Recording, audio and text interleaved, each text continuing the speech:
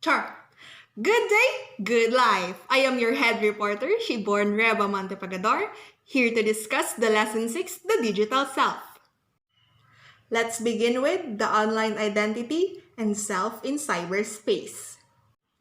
Social media, internet, and World Wide Web. When you hear about these words, what comes in your mind? You think of your likes, your views, your interactions. Hindi ba? But are you aware na taliwas sa real self mo ang pinoportray mo on social media? Let's say for example, ako. Alam ninyong lahat na I am a very cheerful person. And that is what I am, who I am, and that is what I also portray on social media. And by that, only few people knows who I am, who I really am. Yes, only few people knows who I really am. Kasi what I portray on social media is a very cheerful, unproblematic girl, a college student girl. But in real life, ako lang to. Yes, ako lang to. I cry. I am a big mess in real life. I cry. I question my worth a lot.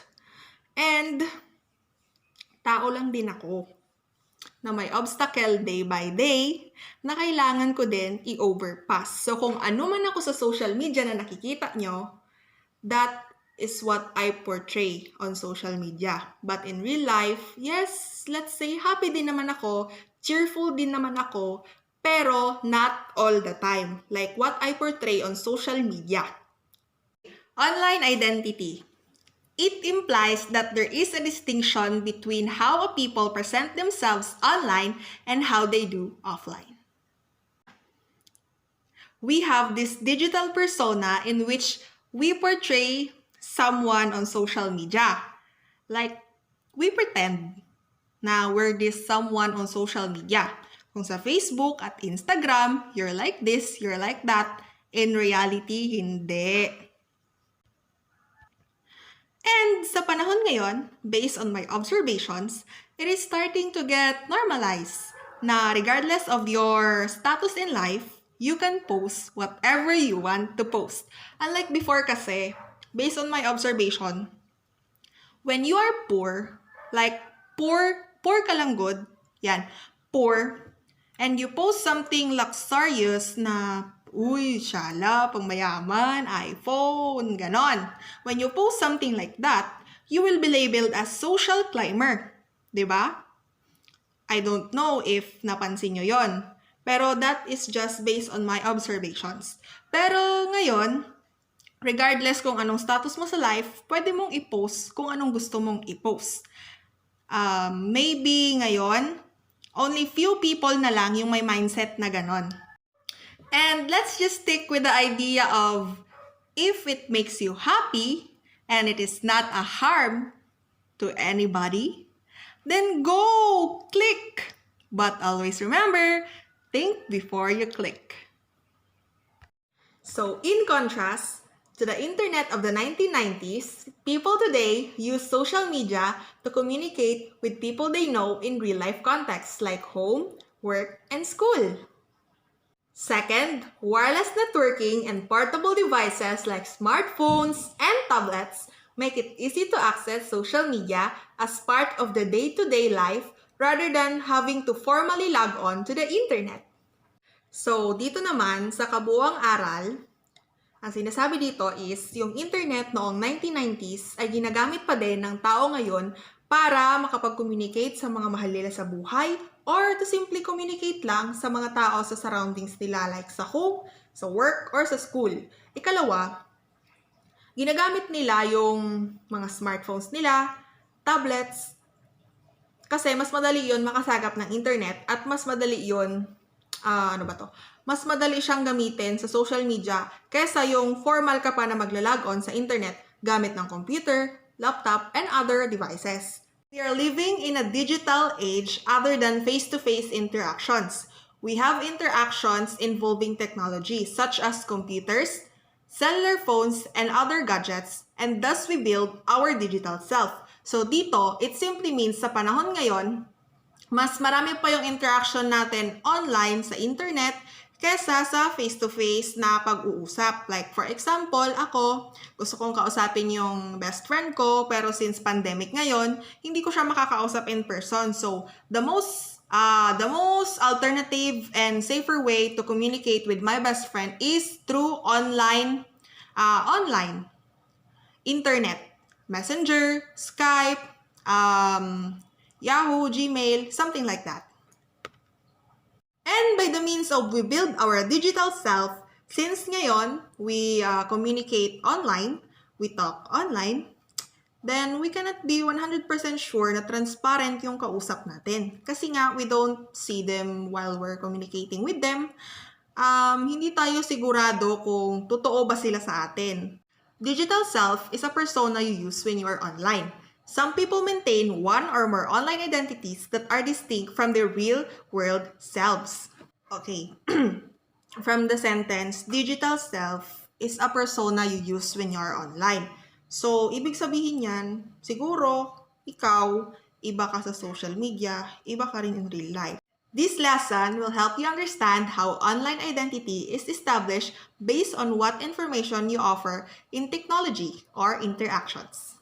This is also to present what you can do to protect your online identity that can affect your offline identity.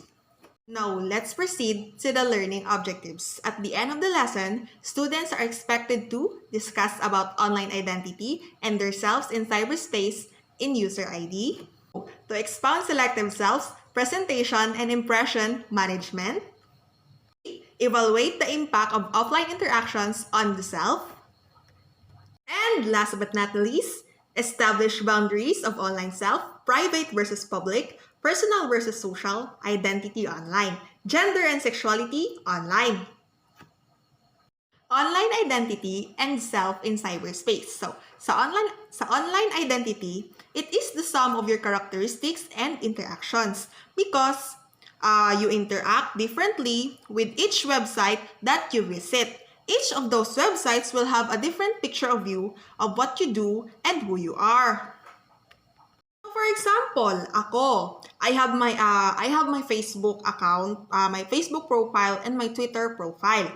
So, sa Facebook, again, inuulit ko, ako, ang pinoportray ko doon is a very happy and problematic college girl. But when you visit my Twitter account, you will see that, oh my God, she is really sad. But bakit sa Facebook happy siya? So, imagine na lang na ikaw yung website at ako yung user mo. So, kung sa Facebook, masaya ako, so i-assume mo na masayahin akong tao. At sa Twitter naman, kung ikaw si Twitter at ako yung user mo, maiisip mo na this user is a very sad person. Maybe this user is lonely because she always tweet something sad. Sa Facebook, she always posts something happy. Yun. I hope na-gets nyo yung point ko kasi based on my experience lang din yon. Okay, let us digest. Sometimes, the different representation of who you are referred to a partial identities because none of them has the full and true picture of who you are. Bakit? Char. Okay, so dito, ulitin ko lang ulit. Kasi nagamit ako dito ng illustration, yung sa may Instagram at saka sa real life. Okay. So, kung example, ikaw yung nasa taas sa Instagram, ganyan ka, tapos sa real life, ganyan ka pala. Ganyan pala yung kulay mo, ganyan ka pala kadugyot, ganyan ka pala ka messy. Kumpara sa pinoportray mo on social media. Kasi nga, when you are on social media, syempre, social nga yun, di ba? Kaya social media, you want to impress. You want to impress your friends, your followers, your loyalists, something like that. So, you portray an identity na taliwas sa sa totoong sarili mo. 'Yon. Next, okay. Your online identity is not the same as your real-world identity because characteristics represent online differ from the characteristics you represent in the physical world. Ito na naman. Uulitin ko na naman. Ako talaga. So dito, kagaya lang din nung sinabi ko na uulitin ko na naman, no? The cycle goes on and on. Ma'am, pasensya ka na talaga. Intindihin mo naman po kami. Char! Joke lang, ma'am.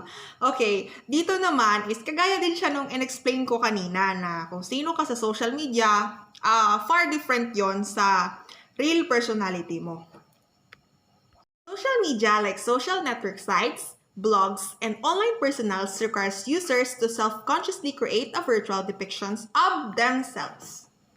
Dito naman, pwede natin gawing example yung mga YouTubers. Kasi si YouTube, stricto siya. May mga community guidelines siya na kailangang sundin kasi hindi lang naman adults yung nanonood ng YouTube. We have kids, like kids who watch Cocomelon, gano'n. But that's not the matter here. Yung YouTube, may community guidelines siya na kailangan i-meet ng mga YouTubers. That's why they create a virtual personality na medyo taliwas sa real self nila or maybe same sa real self nila. We will never know kasi sila lang talaga yung makakaalam. Kasi nga, viewers lang tayo. And did you know? Every website that you interact with will collect its own version of who you are based on the informations that you have shared. Thus, it is up to you how will you represent yourself as closely as who you are and what you do in real life or selectively create a representation far from your real life. Alam mo yan? Dapat aware ka. Char. Okay, dapat alam natin na bawat website na nagsa-sign up tayo, dapat talaga, nakikita man siguro natin lahat yung terms of agreement, yung mga ganon. Binabasa nyo ba yon? I'm sure hindi. Kasi ganon din ako. Okay. Dapat basahin natin yon kasi we will never know kung ano yung nandoon. Kasi nga, we just click the I agree to the terms and policy of this app. O malay mo pala may phishing doon o makuha yung personal informations mo, gamitin yung personal information mo para manghack ng ibang account ng tao. So, you will put yourself in danger kapag tamad kang magbasa. So, yun. Kaya, dapat careful tayo sa mga websites na nagsa-sign up tayo kasi nga, sabi dito, it will collect its own version of you based on the informations that you have shared. Next to that, this explains why our behavior can change if we notice that we are being watched or observed. So, dito, na-explain na yung behavior natin is nagbabago kasi nafe-feel natin na wala na tayong privacy. Kasi feel natin, bawat galaw natin may nakatingin. Bawat mali mo, may nakatingin. Bawat kilos mo, may nakatingin. Maraming marites, anong latest. Yon. So, dyan nag-change yung behavior natin. Dyan din na lumalabas yung mga comments na uy, nailabas niya na yung true colors niya, hindi pala siya mabait sa Facebook, pakabait Ganon, our behaviors will change talaga if we notice na we are being watched or being observed. Self-presentation can also change depending on who we are interacting with or what personal informations we need to providing to present ourselves in a way that will be acceptable for others. So, dito, ine-explain na yung behavior natin, depende pa rin sa kausap natin. So, for example, ikaw, kausap mo maldita, naubusan ka ng pasensya, gusto mo naman sana siyang intindihin, kaso sinasagad ka talaga niya. So, syempre, matitrigger ka din. Magpupul ka din ng trigger. Kasi nagalit ka nga Maldita nga yung kausap mo. Naubusan ka din ng pasensya, kakaintindi sa kanya. So, hindi mo talaga may iwasan yung patulan. So, sabi nga dito, presentation can also change depending on who we are interacting with or what personal informations we need to providing to present ourselves in a way that will be acceptable to others. So, kung acceptable yung manner niya, dapat acceptable din yung manner mo. Hindi naman pwedeng mabait siya sa'yo, tapos wala naman siyang ginagawa sa'yo, tapos ikaw, mapangit-pangit ng pakitungo mo sa kanya. So, dapat, what you receive is what you give din dapat. We can select only what we want to present and impress to others, what we view beneficial to our personality, especially when we create a digital self. So dito, at the end of the day, nasa atin pa rin yung desisyon kung ano yung gusto nating ipakita sa ibang tao to impress them or to inspire them. Kung beneficial sa personality natin, especially kapag magka-create tayo ng digital self natin. So, dapat ang best example ng digital self is yung humble, hindi arrogant, down to earth, ganon. And then, dapat true to life talaga siya. Pero wag naman yung masyadong true to life na privacy mo nasa spoil na talaga ng todo-todo. And that's it. Life is too short to pretend someone that you're not. So be yourself, make the most out of it, and let the world adjust. I am your head reporter, Shiborn Reba Montepagador. Enjoy your life, enjoy your day. Thank you for listening, and if you have questions, just let us know.